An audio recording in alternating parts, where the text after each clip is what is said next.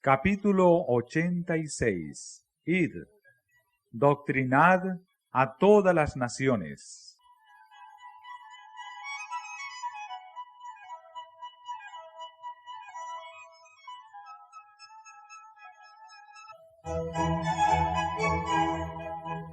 Estando a solo un paso de su trono celestial, Cristo dio su mandato a sus discípulos. Toda potestad me es dada en el cielo y en la tierra, dijo. Por tanto, id y doctrinad a todos los gentiles. Id por todo el mundo. Predicad el evangelio a toda criatura. Repitió varias veces estas palabras a fin de que los discípulos comprendiesen su significado. La luz del cielo debía resplandecer con rayos claros y fuertes sobre todos los habitantes de la tierra, encumbrados y humildes, ricos y pobres. Los discípulos habían de colaborar con su Redentor en la obra de salvar al mundo.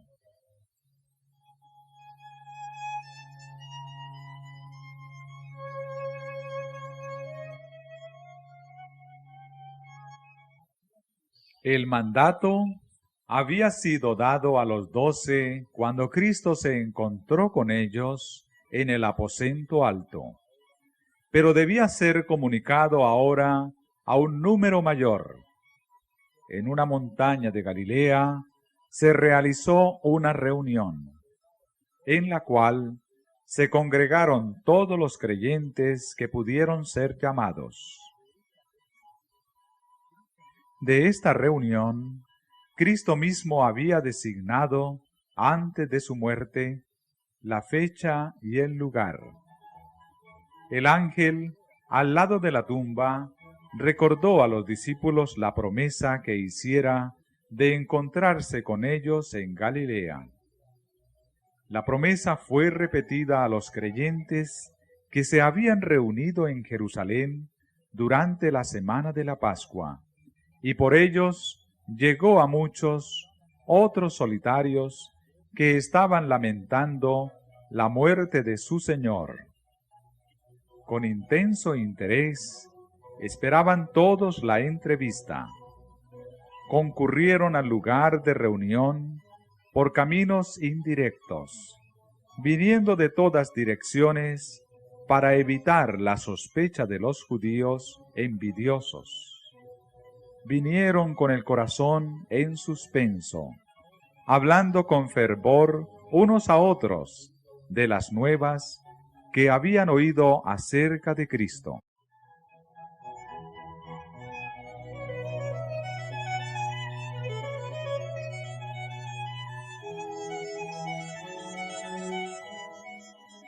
Al momento fijado, como 500 creyentes se habían reunido en grupitos en la ladera de la montaña, ansiosos de aprender todo lo que podían de los que habían visto a Cristo desde su resurrección. De un grupo a otro iban los discípulos, contando todo lo que habían visto y oído de Jesús, y razonando de las Escrituras como Él lo había hecho con ellos. Tomás relataba la historia de su incredulidad y contaba cómo sus dudas se habían disipado. De repente, Jesús se presentó en medio de ellos. Nadie podía decir de dónde ni cómo había venido. Nunca antes le habían visto muchos de los presentes, pero en sus manos y sus pies contemplaban las señales de la crucifixión. Su semblante era como el rostro de Dios, y cuando lo vieron, le adoraron.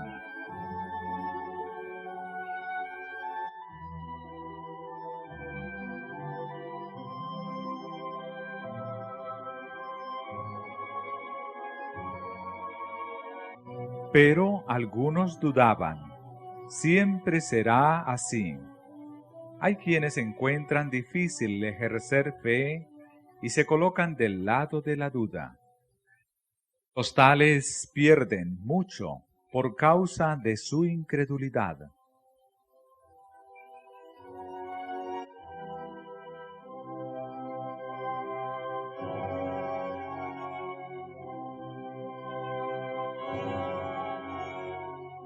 Esta fue la única entrevista que Jesús tuvo con muchos de los creyentes después de su resurrección.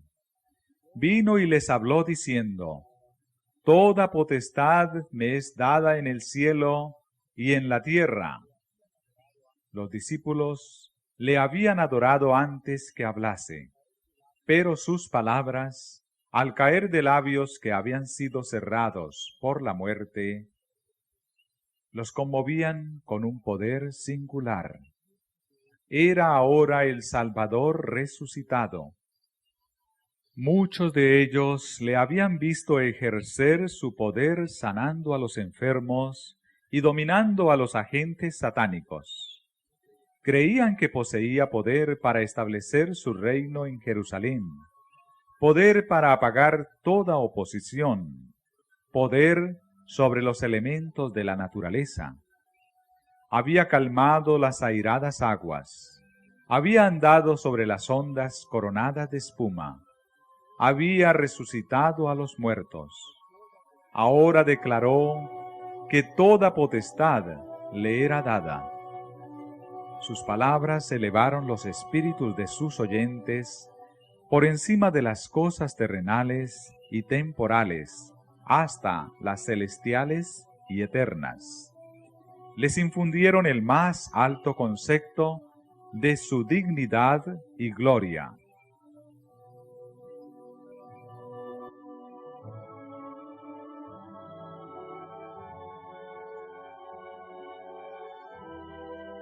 Las palabras que pronunciara Cristo en la ladera de la montaña eran el anuncio de que su sacrificio en favor del hombre era definitivo y completo.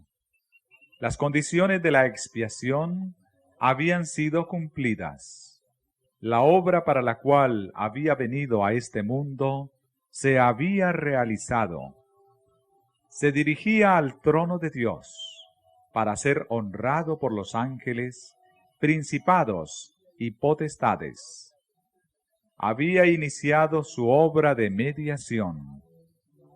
Revestido de autoridad ilimitada, dio su mandato a los discípulos. Id, pues, y haced discípulos entre todas las naciones, bautizándolos en el nombre del Padre, y del Hijo, y del Espíritu Santo, enseñándoles que guarden todas las cosas que os he mandado. Y he aquí que estoy yo con vosotros siempre, hasta la consumación del siglo.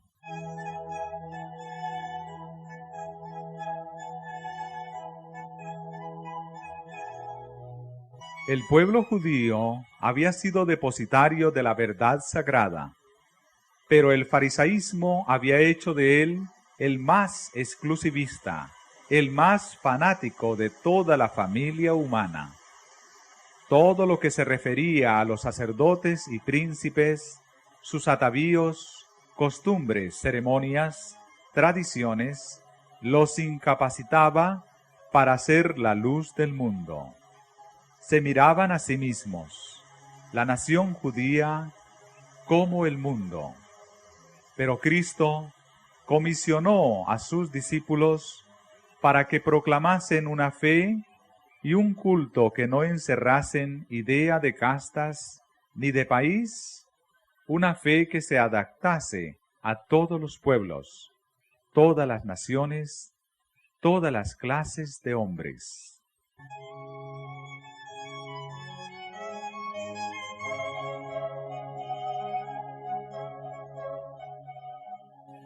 Antes de dejar a sus discípulos, Cristo presentó claramente la naturaleza de su reino. Les recordó lo que les había dicho antes acerca de ello. Declaró que no era su propósito establecer en este mundo un reino temporal, sino un reino espiritual. No iba a reinar como rey terrenal en el trono de David. Volvió a explicarles las Escrituras, demostrando que todo lo que había sufrido había sido ordenado en el cielo, en los concilios celebrados entre el Padre y él mismo. Todo había sido predicho por hombres inspirados del Espíritu Santo. Dijo: «¿Veis que todo lo que os he revelado acerca de mi rechazamiento como Mesías se ha cumplido? Todo lo que os he dicho acerca de la humillación que iba a soportar y la muerte que iba a sufrir se ha verificado. El tercer día resucité.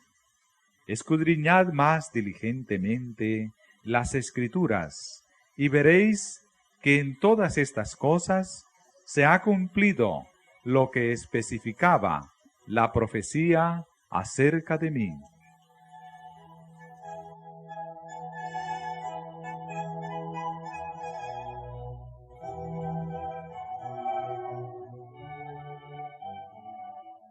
Cristo ordenó a sus discípulos que empezasen en Jerusalén la obra que él había dejado en sus manos. Jerusalén había sido escenario de su asombrosa condescendencia hacia la familia humana. Allí había sufrido, había sido rechazado y condenado. La tierra de Judea era el lugar donde había nacido. Allí, vestido con el atavío de la humanidad, había andado con los hombres, y pocos habían discernido cuánto se había acercado el cielo a la tierra cuando Jesús estuvo entre ellos. En Jerusalén debía empezar la obra de los discípulos.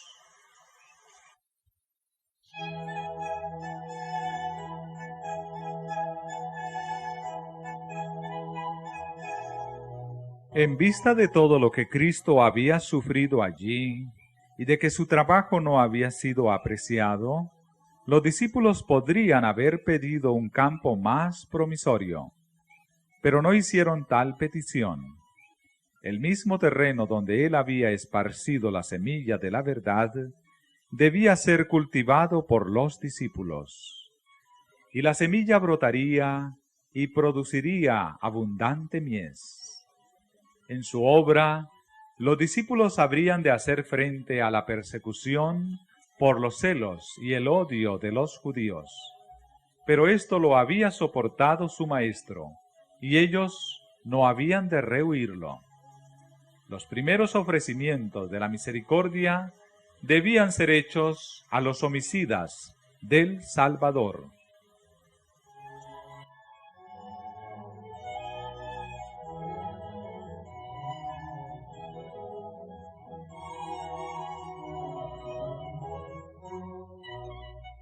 Había en Jerusalén muchos que creían secretamente en Jesús, y muchos que habían sido engañados por los sacerdotes y príncipes. A estos también debía presentarse el Evangelio. Debían ser llamados al arrepentimiento.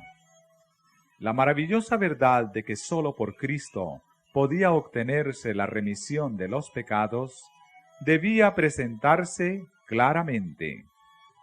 Mientras todos los que estaban en Jerusalén estaban conmovidos por los sucesos emocionantes de las semanas recién transcurridas, la predicación del Evangelio iba a producir la más profunda impresión.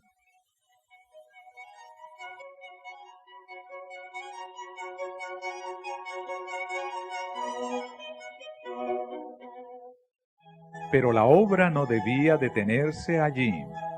Había de extenderse hasta los más remotos confines de la tierra. Cristo dijo a sus discípulos: Habéis sido testigos de mi vida de abnegación en favor del mundo. Habéis presenciado mis labores para Israel.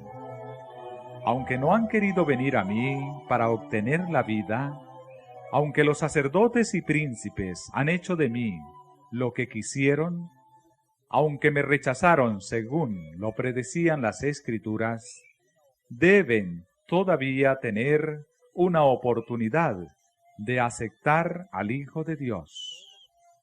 Habéis visto todo lo que me ha sucedido. Habéis visto que a todos los que vienen a mí confesando sus pecados, yo los recibo libremente. De ninguna manera echaré al que venga a mí. Todos los que quieran pueden ser reconciliados con Dios y recibir la vida eterna. A vosotros, mis discípulos, confío este mensaje de misericordia. Debe proclamarse primero a Israel y luego a todas las naciones, lenguas y pueblos. Debe ser proclamado a judíos y gentiles. Todos los que crean han de ser reunidos en una iglesia.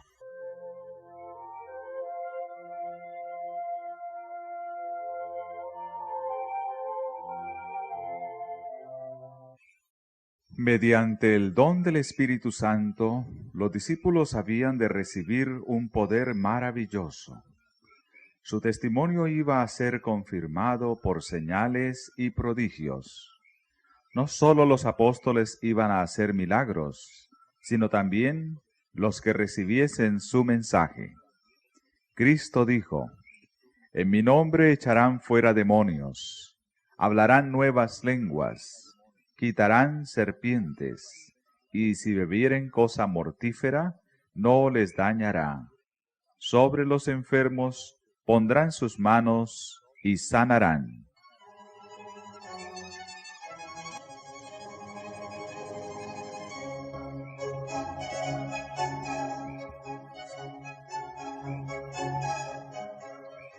En ese tiempo el envenenamiento era corriente.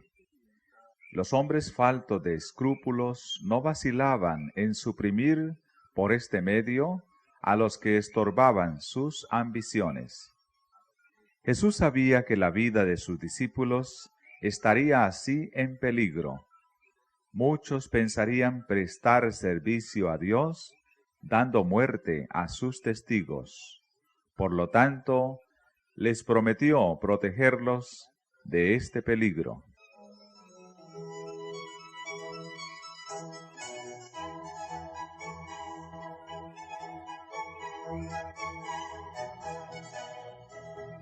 Los discípulos iban a tener el mismo poder que Jesús había tenido para sanar toda enfermedad y toda dolencia en el pueblo. Al sanar en su nombre las enfermedades del cuerpo, testificarían de su poder para sanar el alma. Y se les prometía un nuevo don. Los discípulos tendrían que predicar entre otras naciones, e iban a recibir la facultad de hablar otras lenguas. Los apóstoles y sus asociados eran hombres sin letras, pero por el derramamiento del Espíritu en el día de Pentecostés, su lenguaje, fuese en su idioma o en otro extranjero, era puro, sencillo y exacto, tanto en los vocablos como en el acento.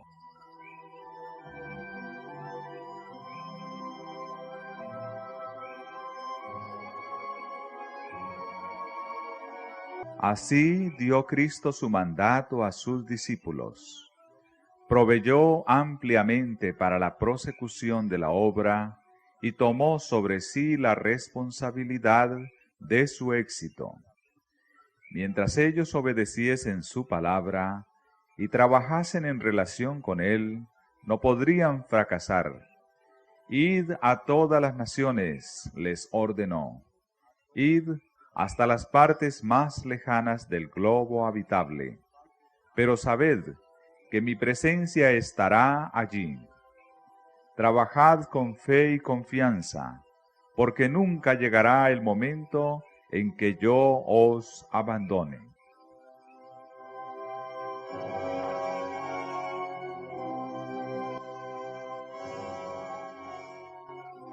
El mandato que dio el Salvador a los discípulos incluía a todos los creyentes en Cristo hasta el fin del tiempo. Es un error fatal suponer que la obra de salvar almas solo depende del ministro ordenado. Todos aquellos a quienes llegó la inspiración celestial reciben el Evangelio encometido. A todos los que reciben la vida de Cristo se les ordena trabajar para la salvación de sus semejantes. La Iglesia fue establecida para esta obra, y todos los que toman sus votos sagrados se comprometen por ello a colaborar con Cristo.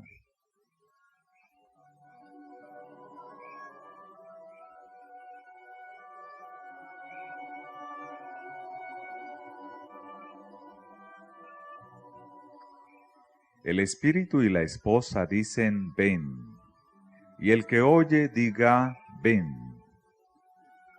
Todo aquel que oye ha de repetir la invitación. Cualquiera sea la vocación de uno en la vida, su primer interés debe ser ganar almas para Cristo. Tal vez no pueda hablar a las congregaciones, pero puede trabajar para los individuos. Puede comunicarles la instrucción recibida de su Señor. El ministerio no consiste solo en la predicación. Ministran aquellos que alivian a los enfermos y dolientes, que ayudan a los menesterosos, que dirigen palabras de consuelo a los abatidos, a los de poca fe. Cerca y lejos hay almas abrumadas por un sentimiento de culpabilidad. No son las penurias, los trabajos ni la pobreza lo que degrada a la humanidad. Es la culpabilidad, el hacer lo malo. Esto trae inquietud y descontento. Cristo quiere que sus siervos ministren a las almas enfermas de pecado.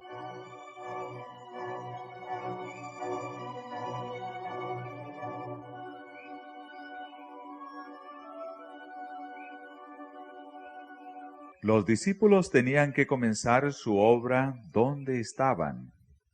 No habían de pasar por alto el campo más duro ni menos promisorio. Así también, todos los que trabajan para Cristo han de empezar donde están. En nuestra propia familia puede haber almas hambrientas de simpatía, que anhelan el pan de vida. Puede haber hijos que han de educarse para Cristo.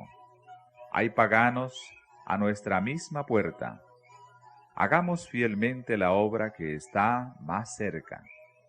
Luego, extiéndase nuestros esfuerzos hasta donde la mano de Dios nos conduzca. La obra de muchos puede parecer restringida por las circunstancias, pero donde quiera que esté, si se cumple con fe y diligencia, se hará sentir hasta las partes más lejanas de la tierra. La obra que Cristo hizo cuando estaba en la tierra parecía limitarse a un campo estrecho, pero multitudes de todos los países oyeron su mensaje. Con frecuencia Dios emplea los medios más sencillos para obtener los mayores resultados. Es su plan que cada parte de su obra dependa de todas las demás partes, como una rueda dentro de otra rueda, y que actúen todos en armonía. El obrero más humilde, movido por el Espíritu Santo, tocará cuerdas invisibles, cuyas vibraciones repercutirán hasta los fines de la tierra, y producirán melodía a través de los siglos eternos.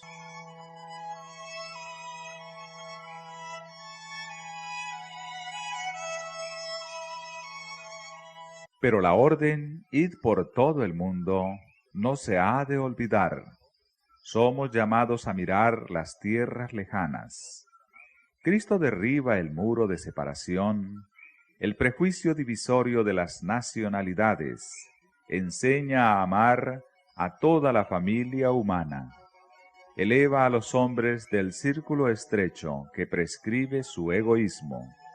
Abroga todos los límites territoriales y las distinciones artificiales de la sociedad. No hace diferencia entre vecinos y extraños, entre amigos y enemigos. Nos enseña a mirar a toda alma menesterosa como a nuestro hermano, y al mundo como nuestro campo.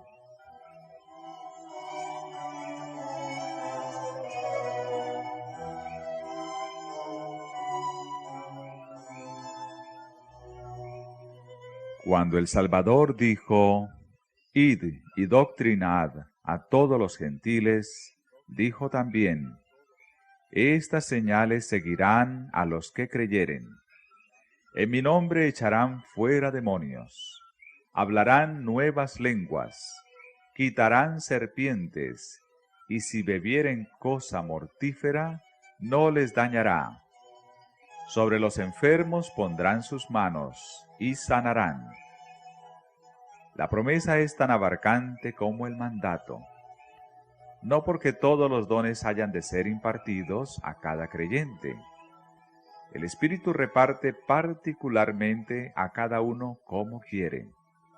Pero los dones del Espíritu son prometidos a todo creyente conforme a su necesidad para la obra del Señor. La promesa es tan categórica y fidedigna ahora como en los días de los apóstoles. Estas señales seguirán a los que creyeren. Tal es el privilegio de los hijos de Dios, y la fe debe echar mano de todo lo que puede tener como apoyo.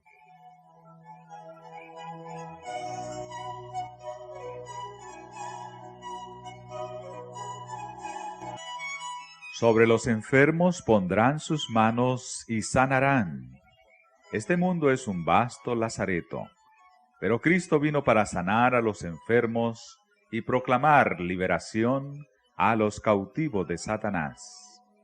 Él era en sí mismo la salud y la fuerza. Impartía vida a los enfermos, a los afligidos, a los poseídos de los demonios. No rechazaba a ninguno que viniese para recibir su poder sanador. Sabía que aquellos que le pedían ayuda habían atraído la enfermedad sobre sí mismos. Sin embargo, no se negaba a sanarlos. Y cuando la virtud de Cristo penetraba en estas pobres almas, quedaban convencidas de pecado, y muchos eran sanados de su enfermedad espiritual, tanto como de sus dolencias físicas. El Evangelio posee todavía el mismo poder. ¿Y por qué no habríamos de presenciar hoy los mismos resultados?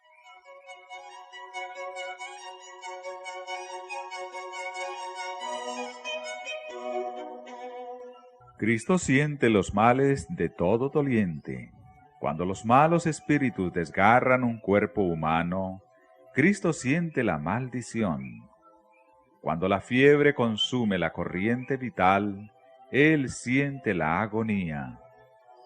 Y está tan dispuesto a sanar a los enfermos ahora como cuando estaba personalmente en la tierra.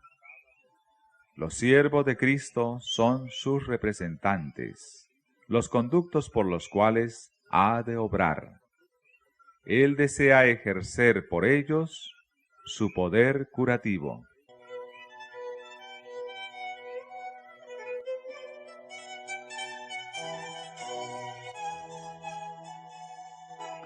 En las curaciones del Salvador hay lecciones para sus discípulos.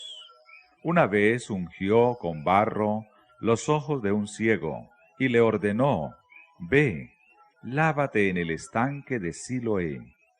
Y fue entonces, lavóse y volvió viendo. Lo que curaba era el poder del gran médico, pero él empleaba medios naturales.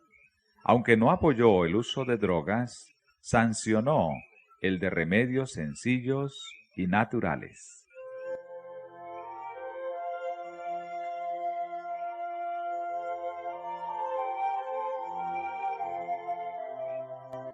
A muchos de los afligidos que eran sanados, Cristo dijo: no peques más, porque no te venga alguna cosa peor. Así enseñó que la enfermedad es resultado de la violación de las leyes de Dios, tanto naturales como espirituales. El mucho sufrimiento que impera en este mundo no existiría si los hombres viviesen en armonía con el plan del Creador.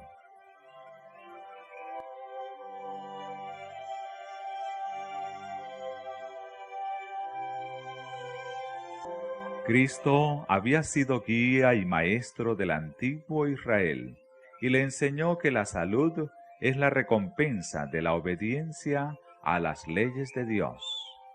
El gran médico que sanó a los enfermos en Palestina había hablado a su pueblo desde la columna de nube, diciéndole lo que debía hacer y lo que Dios haría por ellos.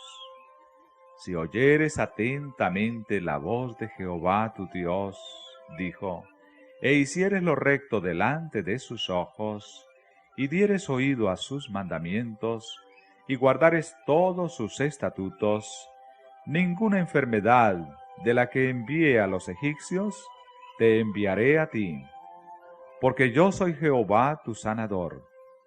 Cristo dio a Israel instrucciones definidas acerca de sus hábitos de vida y le aseguró: quitará Jehová de ti toda enfermedad. Cuando el pueblo cumplió estas condiciones, se le cumplió la promesa. No hubo en sus tribus enfermo.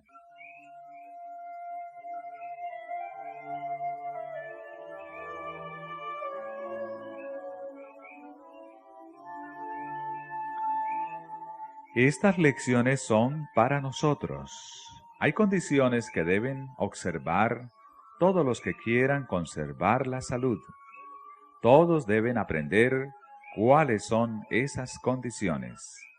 Al Señor no le agrada que se ignoren sus leyes, naturales o espirituales. Hemos de colaborar con Dios para devolver la salud al cuerpo tanto como al alma.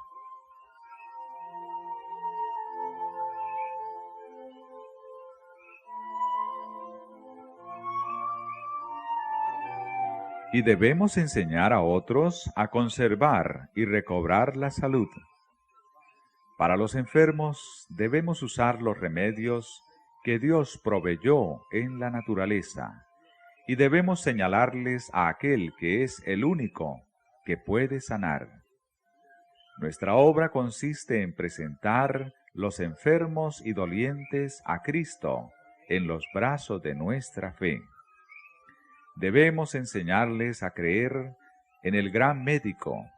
Debemos echar mano de su promesa y orar por la manifestación de su poder. La misma esencia del Evangelio es la restauración, y el Salvador quiere que invitemos a los enfermos, los imposibilitados y los afligidos a echar mano de su fuerza.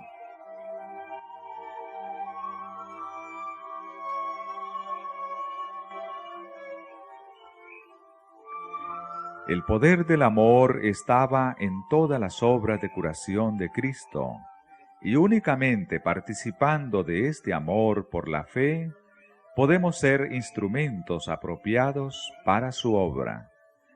Si dejamos de ponernos en relación divina con Cristo, la corriente de energía vivificante no puede fluir en ricos raudales de nosotros a la gente. Hubo lugares donde el Salvador mismo no pudo hacer muchos prodigios por causa de la incredulidad. Así también la incredulidad separa a la Iglesia de su auxiliador divino. Ella está aferrada solo débilmente a las realidades eternas. Por su falta de fe, Dios queda chasqueado y despojado de su gloria.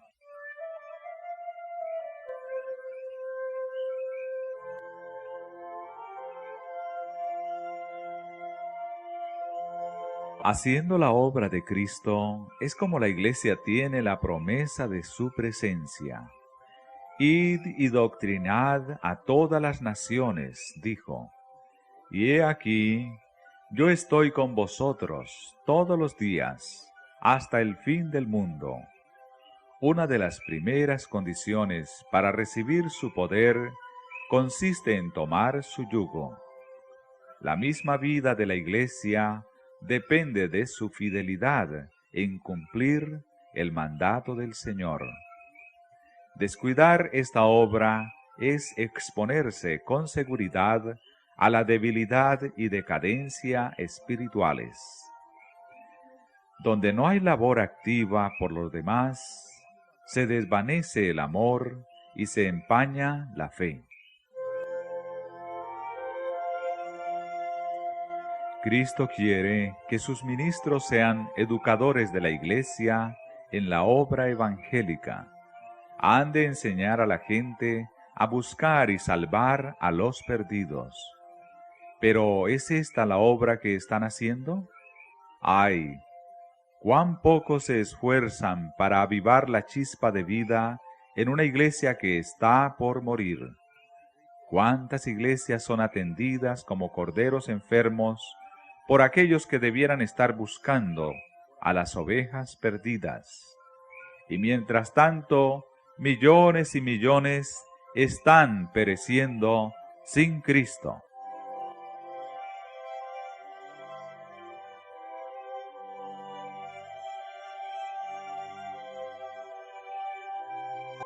El amor divino ha sido conmovido hasta sus profundidades insondables por causa de los hombres, y los ángeles se maravillan al contemplar una gratitud meramente superficial en los que son objeto de un amor tan grande. Los ángeles se maravillan al ver el aprecio superficial que tienen los hombres por el amor de Dios. El cielo se indigna al ver la negligencia manifestada en cuanto a las almas de los hombres. ¿Queremos saber cómo lo considera Cristo? ¿Cuáles serían los sentimientos de un padre y una madre si supiesen que su hijo, perdido en el frío y la nieve, había sido pasado de lado y que le dejaron perecer aquellos que podrían haberle salvado? ¿No estarían terriblemente agraviados e indignadísimos? ¿No denunciarían a aquellos homicidas con una ira tan ardiente como sus lágrimas, tan intensa como su amor? Los sufrimientos de cada hombre son los sufrimientos del Hijo de Dios, y los que no extienden una mano auxiliadora a sus semejantes que perecen, provocan su justa ira. Esta es la ira del Cordero. A los que aseveran tener comunión con Cristo y sin embargo han sido indiferentes a las necesidades de sus semejantes, les declara en el gran día del juicio: no os conozco, ¿de dónde seáis? Apartaos de mí, todos los obreros de iniquidad.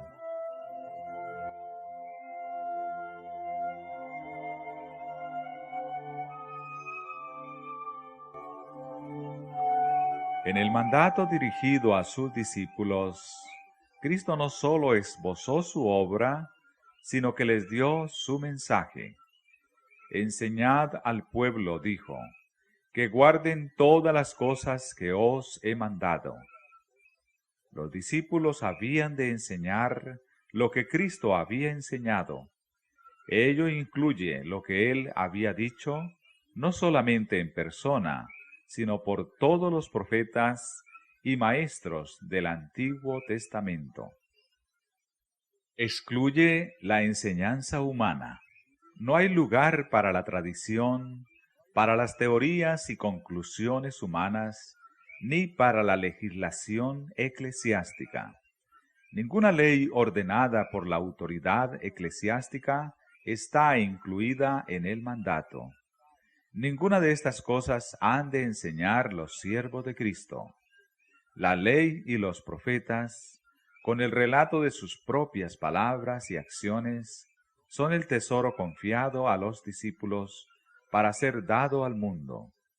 El nombre de Cristo es su consigna, su señal de distinción, su vínculo de unión, la autoridad de su conducta y la fuente de su éxito. Nada que no lleve su inscripción ha de ser reconocido en su reino. El Evangelio no ha de ser presentado como una teoría sin vida, sino como una fuerza viva para cambiar la vida. Dios desea que los que reciben su gracia sean testigos de su poder. A aquellos cuya conducta ha sido más ofensiva para Él, los acepta libremente. Cuando se arrepienten, les imparte su Espíritu Divino. Los coloca en las más altas posiciones de confianza y los envía al campamento de los desleales a proclamar su misericordia ilimitada. Quiere que sus siervos atestiguen que por su gracia los hombres pueden poseer un carácter semejante al suyo y que se regocijen en la seguridad de su gran amor. Quiere que atestiguemos que no puede quedar satisfecho hasta que la familia humana esté reconquistada y restaurada en sus santos privilegios de hijos e hijas.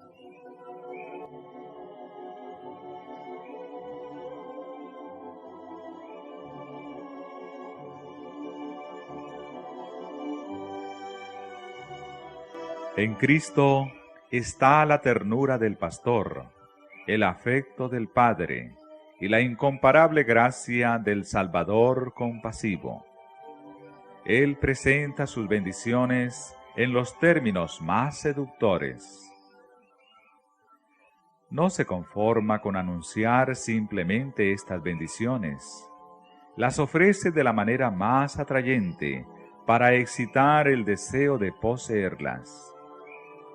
Así han de presentar sus siervos las riquezas de la gloria del don inefable.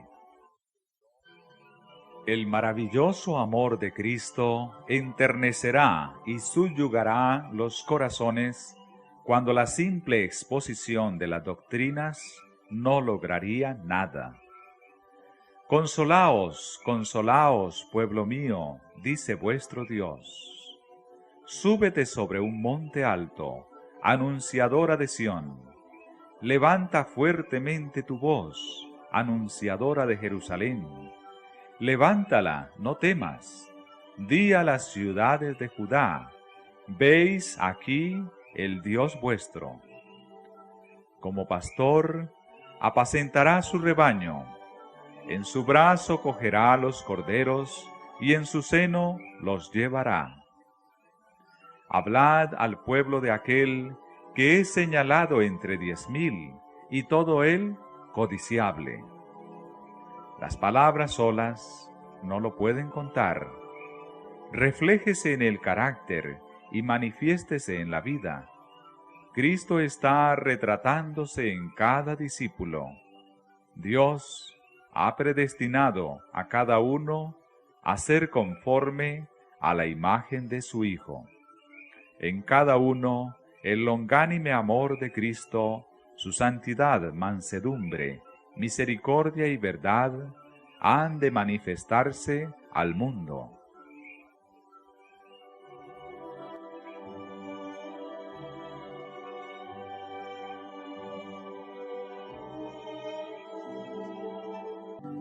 Los primeros discípulos salieron predicando la palabra. revelaban a Cristo en su vida, y el Señor obraba con ellos, confirmando la palabra con las señales que se seguían. Estos discípulos se prepararon para su obra. Antes del día de Pentecostés, se reunieron y apartaron todas sus divergencias. Estaban unánimes. Creían la promesa de Cristo de que la bendición sería dada y oraban con fe. No pedían una bendición solamente para sí mismos. Los abrumaba la preocupación por la salvación de las almas. El Evangelio debía proclamarse hasta los últimos confines de la tierra, y ellos pedían que se les dotase del poder que Cristo había prometido.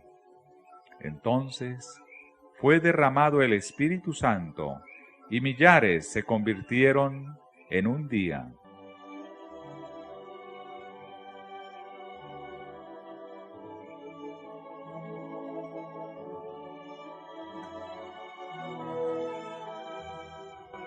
Así también puede ser ahora. En vez de las especulaciones humanas, predíquese la palabra de Dios. Pongan a un lado los cristianos sus disensiones y entréguense a Dios para salvar a los perdidos. Pidan con fe la bendición y la recibirán. El derramamiento del Espíritu en los días apostólicos fue la lluvia temprana, y glorioso fue el resultado. Pero la lluvia tardía será más abundante.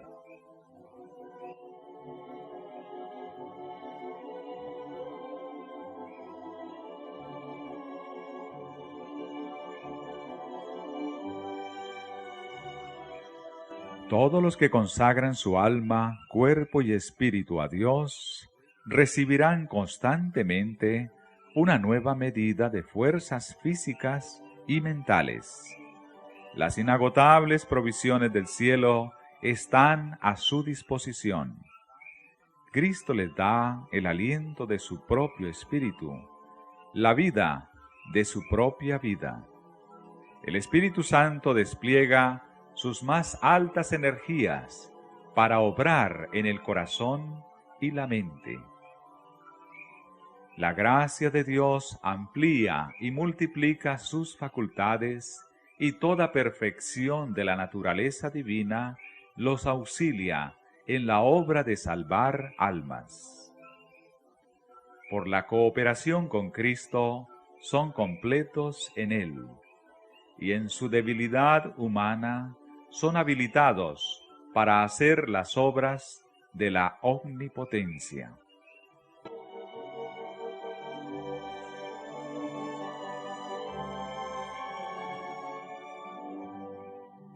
El Salvador anhela manifestar su gracia e imprimir su carácter en el mundo entero.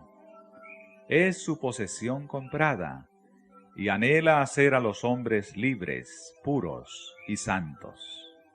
Aunque Satanás obra para impedir este propósito, por la sangre derramada para el mundo hay triunfos que han de lograrse y que reportarán gloria a Dios y al Cordero. Cristo no quedará satisfecho hasta que la victoria sea completa, y Él vea del trabajo de su alma y será saciado. Todas las naciones de la tierra oirán el evangelio de su gracia. No todos recibirán su gracia, pero la posteridad les servirá. Será ella contada por una generación de Jehová. El reino y el dominio y el señorío de los reinos por debajo de todos los cielos será dado al pueblo de los santos del Altísimo. Y la tierra será llena del conocimiento de Jehová, como cubren la mar las aguas. Y temerán desde el occidente el nombre de Jehová, y desde el nacimiento del sol su gloria.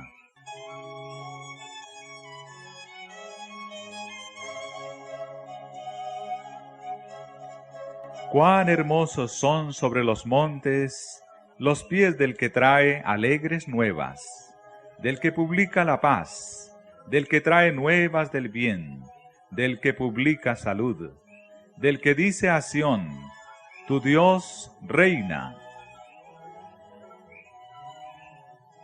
Cantad alabanzas, alegraos juntamente, soledades de Jerusalén, porque Jehová ha consolado su pueblo.